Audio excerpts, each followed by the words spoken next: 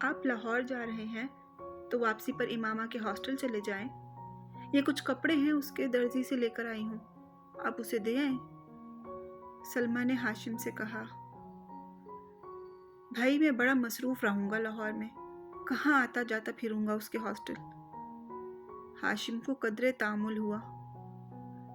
آپ ڈرائیور کو ساتھ لے کر جا ہی رہے ہیں, خود نہیں جا سکتے تو اسے بھیج دیجیے گا, وہ دے آئے گا یہ پیکٹ. سیزن ختم ہو رہا ہے, پھر یہ کپڑے اسی طرح پڑے رہیں گے, اور اس کا تو پتہ نہیں اب کب آئے. سلمہ نے لمبی چوڑی وضاحت کی. اچھا ٹھیک ہے بھائی, میں لے جاتا ہوں, فرصت ملی تو خود دے آؤں گا ورنہ ڈرائیور کے ہاتھ بھجوا دوں گا. ہاشم رضامند ہو گئے. لاہور میں انہوں نے خاصا مصروف دن گزارا. شام 5 بجے کے قریب انہیں کچھ فرصت ملی اور تب انہیں اس پیکٹ کا بھی خیال آ گیا. ڈرائیور کو پیکٹ لے جانے کا کہنے کی بجائے وہ خود ہی امامہ کے ہاسٹل چلے آئے. اس کے ایڈمیشن کے بعد آج پہلی بار وہ وہاں آئے تھے. گیٹ کیپر کے ہاتھ انہوں نے امامہ کے لیے پیغام بھجوایا اور خود انتظار کرنے لگے. ان کا خیال تھا کہ وہ جلد ہی آ جائے گی, مگر ایسا نہ ہوا. 10 منٹ, 15 منٹ, 20 منٹ, وہ اب کچھ بیزار ہونے لگے. اس سے پہلے کہ وہ اندر دوبارہ پیغام بھجواتے, گیٹ کیپر ایک لڑکی کے ساتھ آتا ہوا دکھائی دیا. کچھ قریب آنے پر انہوں نے اس لڑکی کو پہچان لیا. وہ جویریہ تھی, امامہ کی بچپن کی دوست, اور اس کا تعلق بھی اسلام آباد سے ہی تھا. السلام علیکم انکل, جویریہ نے پاس آ کر کہا. وعلیکم السلام بیٹا, کیسی ہو تم؟ میں ٹھیک ہوں. میں یہ امامہ کے کچھ کپڑے دینے آیا تھا. لاہور آ رہا تھا تو اس کی امی نے یہ پیکٹ دے دیا. اب یہاں بیٹھے مجھے گھنٹہ ہو گیا ہے مگر انہوں نے اسے بلایا ہی نہیں. ہاشم کے لہجے میں شکوہ تھا. انکل, امامہ مارکیٹ گئی ہے کچھ دوستوں کے ساتھ, آپ یہ پیکٹ مجھے دے دیں, میں خود اسے دے دوں گی. ٹھیک ہے تم رکھ لو. ہاشم نے وہ پیکٹ جویریہ کی طرف بڑھا دیا.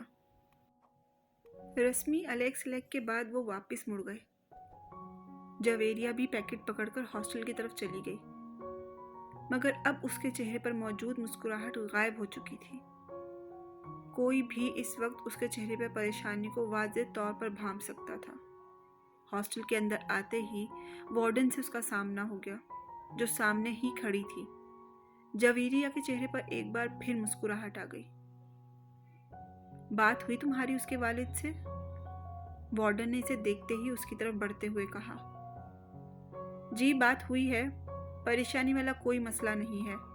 وہ اسلام آباد میں اپنے گھر پر ہی ہے. اس کے والد یہ پیکٹ لے کر آئے تھے. میرے گھر والوں نے میرے لیے کچھ کپڑے بھجوائے ہیں. انکل لاہور آ رہے تھے تو امامہ نے کہا کہ وہ لے جائیں. انکل نے غلطی سے یہاں آ کر میرا نام لینے کی بجائے امامہ کا نام لے لیا. جویریہ نے ایک ہی سانس میں کئی جھوٹ روانی سے بولے. وارڈن نے سکون کا سانس لیا. خدا کا شکر ہے, ورنہ میں تو پریشان ہی ہو گئی تھی کہ مجھے تو وہ ویکینڈ پر گھر جانے کا کہہ کر گئی ہے, تو پھر وہ کہاں ہے؟ وارڈن نے مڑتے ہوئے کہا. جویریہ پیکٹ کا پکڑے اپنے کمرے کی طرف چلی آئی. رابعہ اسے دیکھتے ہی تیر کی طرح اس کی طرف آئی. کیا ہوا, اسلام آباد میں ہی ہے نا؟ نہیں, جویریہ نے مایوسی سے سر ہلایا.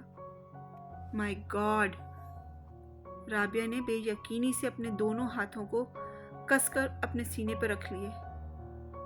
تو پھر کہاں گئی؟ مجھے کیا پتا, مجھ سے تو اس نے یہی کہا تھا کہ گھر جا رہی ہے, مگر وہ گھر نہیں گئی تو آخر گئی کہاں ہے؟ امامہ ایسی تو نہیں ہے. وارڈن سے کیا کہا تم نے؟ کیا کہا؟ جھوٹ بولا ہے, اور کیا کہہ سکتی ہوں. یہ بتا دیتی کہ وہ اسلام آباد میں نہیں ہے تو ہاسٹل میں بھی ہنگامہ شروع ہو جاتا. وہ تو پولیس کو بلوا لیتی. جویریہ نے ناخن کاٹتے ہوئے کہا. اور انکل, ان کو کیا بتایا ہے؟ رابعہ نے پوچھا. ان سے بھی جھوٹ بولا ہے. یہی کہا ہے کہ وہ مارکیٹ گئی ہے. مگر اب کیا ہوگا؟ رابعہ نے پریشانی کے عالم میں کہا۔ مجھے تو یہ فکر ہو رہی ہے کہ اگر وہ واپس نہ آئی تو میں بری طرح پکڑی جاؤں گی۔ سب یہی سمجھیں گے کہ مجھے اس کے پروگرام کا پتہ تھا، اس لیے میں نے وارڈن اور اس کے گھر والوں سے سب کچھ چھپایا۔ جویریہ کی پریشانی بڑھتی جا رہی تھی۔ کہیں امامہ کو کوئی حادثہ تو پیش نہیں آ گیا، ورنہ ایسی لڑکی تو نہیں ہے کہ اس طرح۔ رابعہ کو اچانک ایک خدشے نے ستایا۔ مگر ہم کیا کریں؟ ہم تو کسی سے اس سارے معاملے کو ڈسکس بھی نہیں کر سکتے۔ زینب سے بات کریں؟ فار گاڈ سیک رابعہ، کبھی تو عقل سے کام لے لیا کرو، اس سے کیا بات کریں گے ہم؟ تو پھر انتظار کرتے ہیں، ہو سکتا ہے وہ آج رات تک یا کل تک واپس آ جائے، تو پھر کوئی مسئلہ نہیں رہے گا، اور اگر نہ آئی تو پھر ہم وارڈن کو سب کچھ سچ سچ بتا دیں گے۔ رابعہ نے سنجیدگی سے سارے معاملے پر غور کرتے ہوئے طے کیا، اور جویریہ نے اسے دیکھا مگر اس کے مشورے پر کچھ نہیں کہا۔ پریشانی اس کے چہرے سے چھلک رہی تھی۔ جویریہ اور رابعہ رات بھر نہیں سو سکی۔ وہ مکمل طور پر خوف کی گرفت میں تھی۔ اگر وہ نہ آئی تو کیا ہوگا؟ یہ سوال ان کے سامنے بار بار بھیانک شکلیں بدل بدل کر آ رہا تھا۔ انہیں اپنا کریئر ڈوبتا ہوا نظر آ رہا تھا۔ انہیں اندازہ تھا کہ ان کے گھر والے ایسے معاملے پر کیا رد عمل ظاہر کریں گے۔ وہ انہیں پوری طرح ملامت کرتے، انہیں امامہ کے والد کو سب کچھ صاف صاف نہ بتانے پر تنقید کا نشانہ بناتے، اور پھر وارڈن سے سارے معاملے کو چھپانے اور بھی ناراض ہوتے۔ انہیں اندازہ نہیں تھا کہ حقیقت سامنے آنے پر خود ہاشم مبین اور ان کی فیملی کا رد عمل کیا ہوگا۔ وہ اس کے سارے معاملے میں ان دونوں کے رول کو کس طرح دیکھیں گے، ہاسٹل میں لڑکیاں ان کے بارے میں کس طرح کی باتیں کریں گی، اور پھر اگر یہ سارا معاملہ پولیس کیس بن گیا تو پولیس ان کی اس پردہ پوشی کو کیا سمجھے گی؟ وہ اندازہ کر سکتی تھیں، اور اسی لیے بار بار ان کے رونگٹے کھڑے ہو رہے تھے۔ مگر سوال یہ پیدا ہوتا تھا کہ وہ گئی کہاں اور کیوں؟ وہ دونوں اس کے پچھلے رویوں کا تجربہ کرتے ہوئے یہی اندازہ لگانے کی کوشش کر رہے تھے۔ کس طرح پچھلے 1 سال سے وہ بالکل بدل گئی تھی۔ اس نے ان کے ساتھ گھومنا پھرنا بند کر دیا تھا۔ وہ الجھی رہنے لگی، پڑھائی میں اس کا انہماک بھی کم ہو گیا، اور اس کی کمگوئی، اور وہ جو ایک بار ہمارے شاپنگ کے لیے جانے پر پیچھے سے غائب تھی، تب بھی وہ یقیناً وہیں گئی ہوگی جہاں وہ اب گئی ہے، اور ہم نے کس طرح بے وقوفوں کی طرح اس پر اعتبار کر لیا۔ رابعہ کو پچھلی ساری باتیں یاد آ رہی تھی۔ مگر امامہ ایسی نہیں تھی، میں تو اسے بچپن سے جانتی ہوں، وہ بالکل ایسی نہیں ہے۔ جویریہ کو اب بھی اس پر کوئی شک نہیں ہو رہا تھا۔ ایسا ہونے میں کوئی دیر تھوڑی لگتی ہے، بس انسان کا کردار کمزور ہونا چاہیے۔ رابعہ بدگمانی کی انتہا پر پہنچی ہوئی تھی۔ رابعہ، اس کی مرضی سے اس کی منگنی ہوئی تھی۔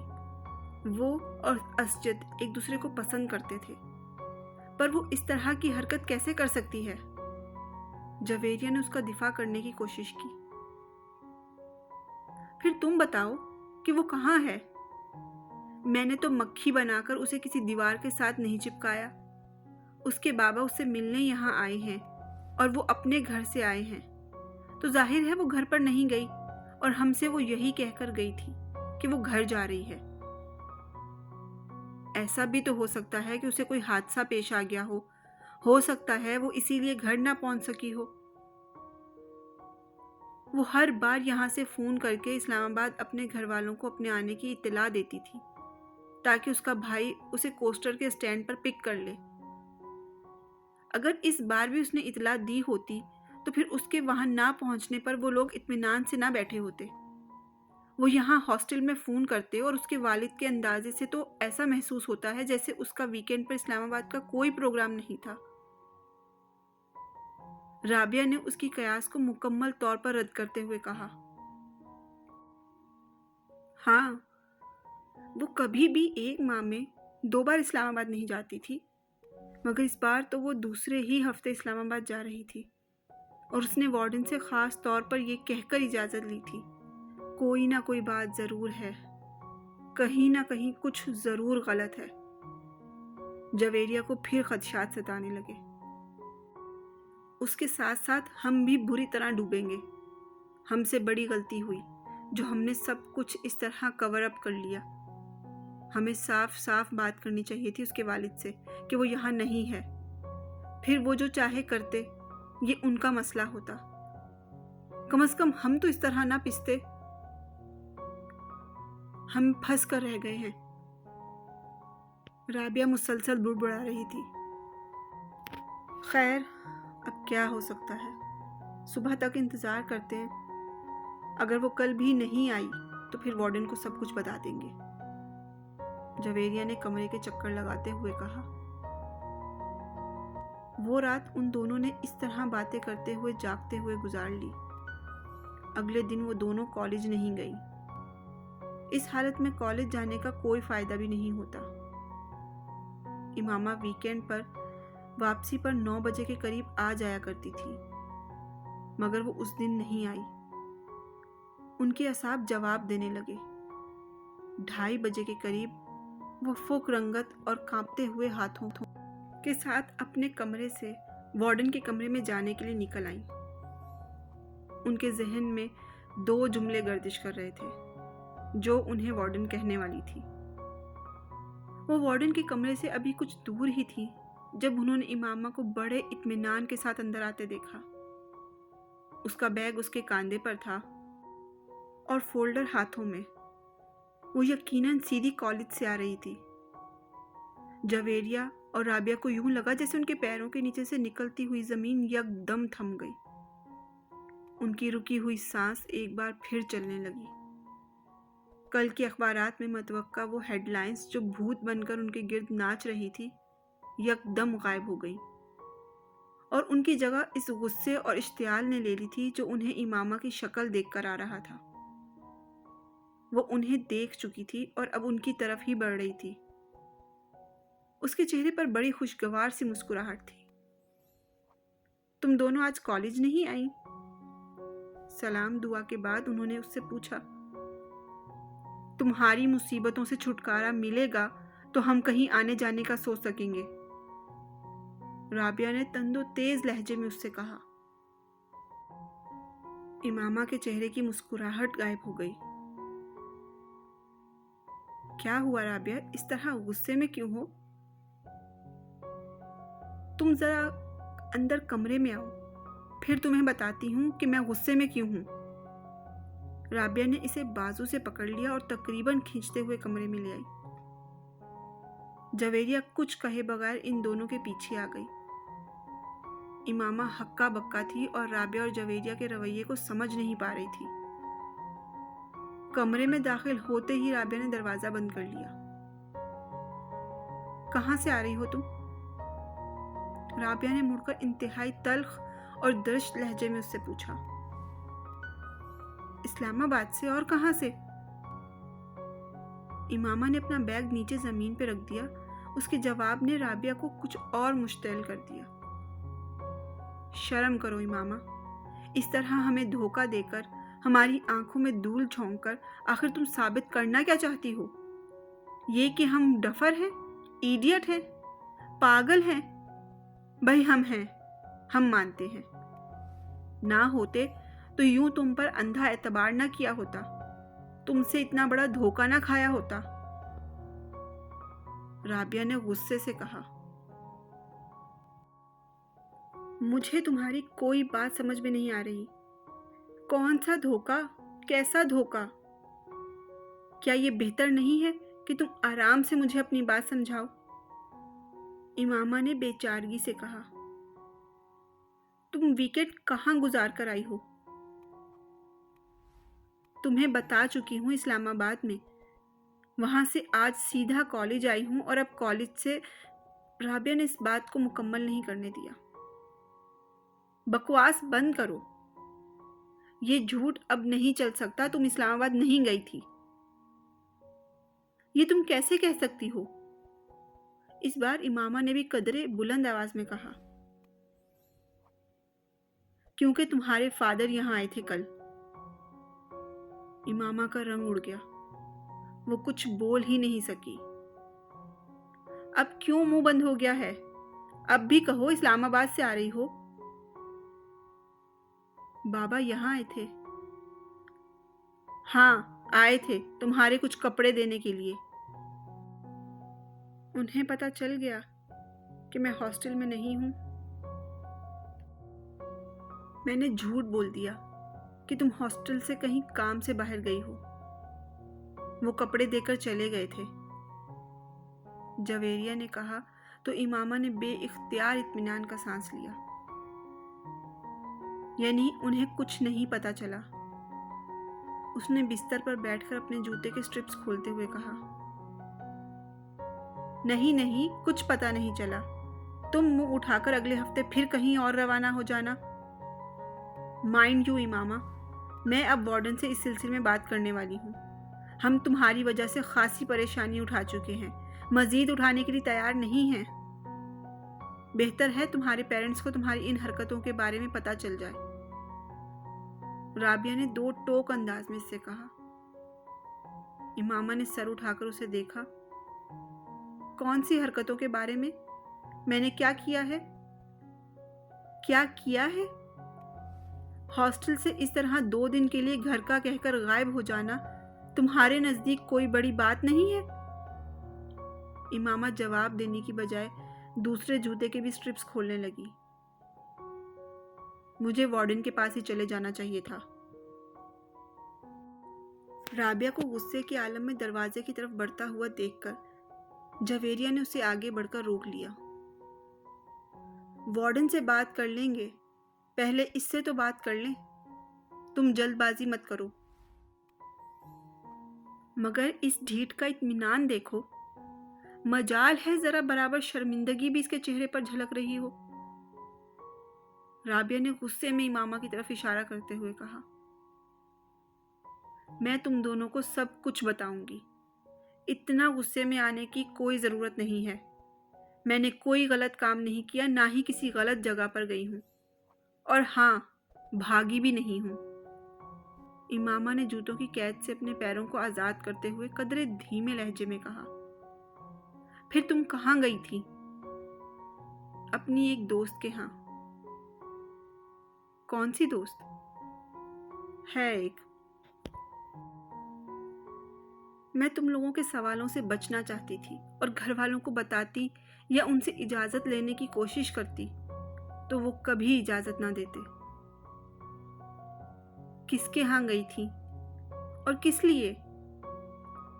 जवेरिया ने इस बार कदरे तजस्सुस अमेज़ अंदाज में पूछा। मैंने कहा ना, मैं बता दूंगी, कुछ वक्त दो मुझे। इमामा ने उसकी बात के जवाब में कहा, कोई वक्त नहीं दे सकते तुम्हें वक्त दें ताकि तुम एक बार फिर गायब हो जाओ और इस बार वापस ही ना आओ। राबिया ने इस बार भी नाराजगी से कहा, मगर पहले की निस्बत इस बार इसका लहजा धीमा था। तुम्हें तो इस बात का भी एहसास नहीं हुआ कि तुमने हमारी पोजीशन कितनी ऑकवर्ड बना दी थी। अगर तुम्हारे इस तरह गायब होने का पता चल जाता तो हमारी कितनी बेइज्जती होती, इसका एहसास था तुम्हें? मुझे ये तवक्को नहीं थी कि बाबा इस तरह अचानक यहाँ आ जाएंगे, इसलिए मैं ये भी नहीं सोच सकती थी कि तुम लोगों को किसी नाजुक सूरत हाल का सामना करना पड़ सकता है, वरना मैं इस तरह कभी ना करती। इमामा ने माज़रत ख्वाह अंदाज में कहा, कम से कम हम पर एतबार करके हमें बताकर जा सकती थी। मैं आइंदा ऐसा कभी नहीं करूँगी। कम से कम मैं तुम्हारे किसी वादे, किसी बात पर एतबार नहीं कर सकती।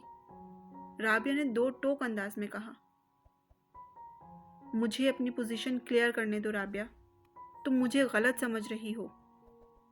इमामा ने इस बार कदरे कमज़ोर अंदाज में कहा। तुमको एहसास है कि तुम्हारी वजह से हमारा करियर और हमारी ज़िंदगी किस तरह दांव पर लग गई थी। ये दोस्ती होती है, इसे दोस्ती कहते हैं। ठीक है, مجھ سے غلطی ہو گئی، مجھے معاف کر دو۔ امامہ نے جیسے ہتھیار ڈال دیے۔ جب تک تم یہ نہیں بتاؤ گی کہ تم کہاں غائب ہو گئی تھی، میں تمہاری کوئی معذرت قبول نہیں کروں گی، رابعہ نے دو ٹوک انداز میں کہا۔ امامہ کچھ دیر اسے دیکھتی رہی، پھر اس نے کہا، میں صبیحہ کے گھر چلی گئی تھی۔ جویریہ اور رابعہ نے حیرانی سے ایک دوسرے کو دیکھا۔ کون؟ ان دونوں نے تقریباً بیک وقت پوچھا۔ تم لوگ جانتی ہو اسے؟ وہ 4th ایئر کی صبیحہ؟ جویریہ نے بے اختیار پوچھا اور امامہ نے سر ہلا دیا۔ مگر اس کے گھر کس لیے گئی تھی تم؟ دوستی ہے اس سے میری۔ دوستی؟ کیسی دوستی؟ 4 دن کی سلام دعا ہے تمہارے ساتھ اس کی، اور میرا خیال ہے تم اس سے اچھی طرح جانتی بھی نہیں ہو، پھر اس کے گھر رہنے کے لیے کیوں چل پڑی؟ جویریہ نے اعتراض کیا۔ وہ بھی اس طرح جھوٹ بول کر۔ کم از کم اس کے گھر جا کر رہنے کے لیے تمہیں ہم سے یا اپنے گھر والوں سے جھوٹ بولنے کی ضرورت نہیں تھی۔ تم اس سے کال کر کے پوچھ لو کہ میں اس کے گھر پر تھی یا نہیں۔ چلو یہ مان لیا کہ تم اس کے گھر پر تھی، مگر کیوں تھی؟ جویریہ نے اس سے پوچھا۔ امامہ خاموش رہی۔ پھر کچھ دیر بعد اس نے کہا، مجھے اس کی مدد کی ضرورت تھی۔ ان دونوں نے حیران ہو کر دیکھا۔ کس سلسلے میں؟ امامہ نے سر اٹھایا اور پلکیں جھپکائے بغیر دیکھتی رہی۔ جویریہ نے کچھ بے چینی محسوس کی۔ کس سلسلے میں؟ تم اچھی طرح جانتی ہو، امامہ نے قدرے مدھم انداز میں کہا۔ میں؟ جویریہ نے کچھ گڑبڑا کر رابعہ کو دیکھا، جو اب بڑی سنجیدگی سے اسے دیکھ رہی تھی۔ ہاں تم تو اچھی طرح جانتی ہو۔ تم پہیلیاں مت بجھواؤ، سیدھی اور صاف بات کرو، جویریہ نے قدرے سخت لہجے میں کہا۔ امامہ سر اٹھا کر خاموشی سے اسے دیکھنے لگی۔ بتاؤ نا، آخر تمہاری زندگی کی سب سے بڑی خواہش کیا ہے؟ اس دن کالج میں امامہ نے جویریہ سے اصرار کیا۔ جویریہ کچھ دیر اس کا چہرہ دیکھتی رہی۔ میری خواہش ہے کہ تم مسلمان ہو جاؤ۔ امامہ کو جیسے ایک کرنٹ سا لگا۔ اس نے شوق اور بے یقینی کے عالم میں جویریہ کو دیکھا۔ وہ دھیمے لہجے میں کہتی جا رہی تھی، تم میری اتنی اچھی اور گہری دوست ہو کہ مجھے یہ سوچ کر تکلیف ہوتی ہے کہ تم گمراہی کے راستے پر چل رہی ہو، اور تمہیں اس کا احساس تک نہیں ہے۔ نہ صرف تم، بلکہ تمہاری پوری فیملی۔ میری خواہش ہے کہ نیک اعمال پر اگر اللہ مجھے جنت میں بھیجے تو تم میرے ساتھ ہو، لیکن اس کے لیے مسلمان ہونا تو ضروری ہے نا؟ امامہ کے چہرے پر ایک کے بعد ایک رنگ آ رہا تھا۔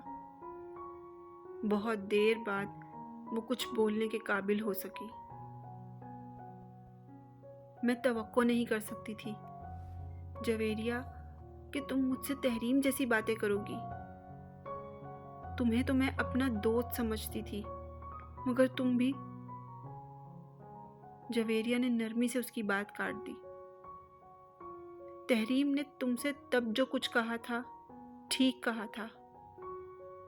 امامہ پلکیں جھپکائے بغیر اسے دیکھتی رہی۔ اسے جویریہ کی باتوں سے بہت تکلیف ہو رہی تھی، اور صرف آج ہی نہیں، میں اس وقت بھی تحریم کو صحیح سمجھتی تھی، مگر میری تمہارے ساتھ دوستی تھی، اور میں چاہنے کے باوجود تم سے یہ نہیں کہہ سکی کہ میں تحریم کو حق بجانب سمجھتی ہوں۔ اگر وہ یہ کہتی تھی کہ تم مسلمان نہیں ہو تو یہ ٹھیک تھا، تم مسلمان نہیں ہو۔ इमामा की आंखों में आंसू आ गए। कुछ भी कहे बगैर वो एक झटके से उठ खड़ी हुई। जवेरिया भी उसके साथ खड़ी हो गई। इमामा कुछ भी कहे बगैर वहां से जाने की कोशिश की, मगर जवेरिया ने उसका बाजू पकड़ लिया।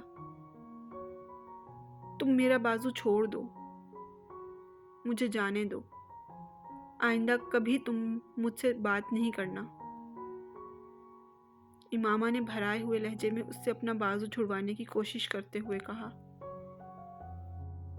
इमामा, मेरी बात समझने की कोशिश करो। इमामा ने इसकी बात काट दी।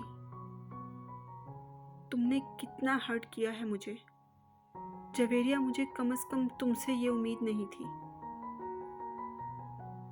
मैं तुम्हें हर्ट नहीं कर रही हूँ, हकीकत बता रही हूँ। रोने या जज्बात में आने की बजाय तुम ठंडे दिमाग से सोचो। मैं आखिर तुमको बेकार किसी बात पर हर्ट क्यों करूँगी? जवेरिया ने इसका बाजू नहीं छोड़ा। ये तो तुम्हें पता ही होगा कि तुम मुझे हर्ट क्यों कर रही हो, मगर मुझे आज ये अंदाज़ा ज़रूर हो गया है कि तुम में और तहरीम में कोई फ़र्क नहीं है, बल्कि तुमने मुझे उससे भी ज़्यादा तकलीफ़ पहुंचाई है। उससे मेरी दोस्ती इतनी पुरानी नहीं थी जितनी तुम्हारे साथ है। इमामा के गालों पर आंसू बह रहे थे और वो मुसलसल अपना बाजू जवेरिया की गिरफ्त से आज़ाद करवाने की कोशिश कर रही थी। ये तुम्हारा इसरार था कि मैं तुम्हें अपनी ज़िंदगी की सबसे बड़ी ख्वाहिश बताऊं। मैं इसीलिए तुम्हें नहीं बता रही थी, और मैंने तुम्हें पहले ही मुतनब्बा कर दिया था कि तुम्हें मेरी बात बहुत बुरी लगेगी और तुम नाराज़ हो जाओगी, मगर तुमने मुझे यकीन दिलाया कि ऐसा कभी नहीं होगा। जवेरिया ने उसे याद दिलाने की कोशिश की। मुझे अगर पता होता कि तुम मेरे साथ इस तरह की बात करोगी तो मैं कभी तुमसे तुम्हारी ज़िंदगी की सबसे बड़ी ख्वाहिश जानने पर इसरार न करती। इमामा ने इस बार कदरे गुस्से से कहा।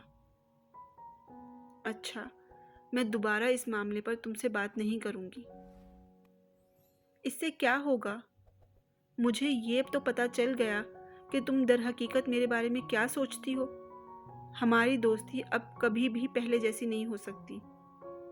आज तक मैंने कभी तुम पर इस तरह की तनकीद नहीं की, मगर तुम मुझे इस्लाम का एक फ़िरका समझने की बजाय गैर मुस्लिम बना रही हो। मैं अगर ऐसा कर रही हूँ तो गलत नहीं कर रही इमामा। इस्लाम के तमाम फ़िरके कम अज़ कम ये ईमान ज़रूर रखते हैं कि हुज़ूर अकरम सल्लल्लाहु अलैहि वसल्लम अल्लाह के आखिरी रसूल हैं और उनके बाद नबूवत का सिलसिला ख़त्म हो चुका है। इस बार जवेरिया को भी गुस्सा आ गया। Mind your language. इमामा भी भड़क उठी। मैं तुम्हें हकीकत बता रही हूँ इमामा, और मैं ही नहीं, ये बात सब लोग जानते हैं कि तुम्हारी फैमिली ने रुपए के हसूल के लिए मजहब बदला है। इमामा, मेरी बातों पर इतना नाराज़ होने की ज़रूरत नहीं है। ठंडे दिलो दिमाग से। इमामा ने जवेरिया की बात काट दी। मुझे ज़रूरत नहीं है तुम्हारी किसी भी बात पर ठंडे दिलो दिमाग से गौर करने की। मैं जानती हूँ हकीकत क्या है और क्या नहीं। तुम नहीं जानती, और यही अफसोसनाक बात है, जवेरिया ने कहा। इमामा ने जवाब में कुछ कहने की बजाय इस बार बहुत ज़ोर के झटके से अपना बाजू छुड़वाया और तेज़ कदमों के साथ वहाँ से चल पड़ी। इस बार जवेरिया ने उसके पीछे जाने की कोशिश नहीं की। वो कुछ अफसोस और परेशानी से उसे दूर जाते देखती रही। इमामा इस तरह नाराज़ नहीं होती थी जिस तरह वो आज हो गई थी, और यही बात जवेरिया को परेशान कर रही थी।